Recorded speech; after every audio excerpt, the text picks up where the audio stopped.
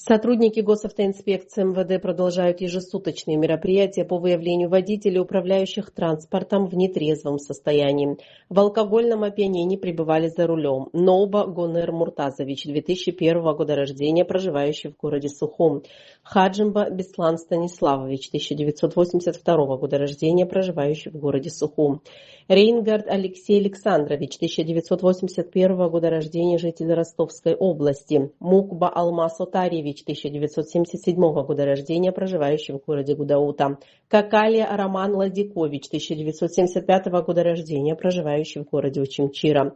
Цатава Звяди Фредикович, 1975 года рождения, проживающий в городе Гал. Кучуберия Даур Валерьевич, 1994 года рождения, проживающий в городе Сухум. Кацуба Аслан Алексеевич, 1990 года рождения, житель Глорбского района.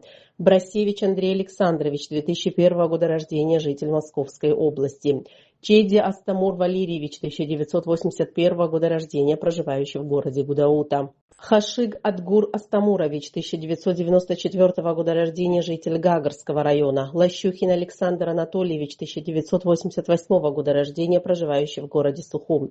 Мишустина Ольга Александровна, 1985 года рождения, жительница города Калуга. Джинджолия Мираб Гарьевич, 1988 года рождения, житель Учимчирского района.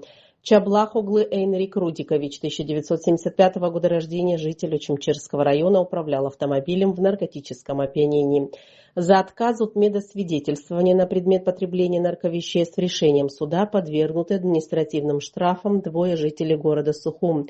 Гицба Адгур Чинчорович, 1974 года рождения, и Саканя Эрик Гурамович, 1980 года рождения.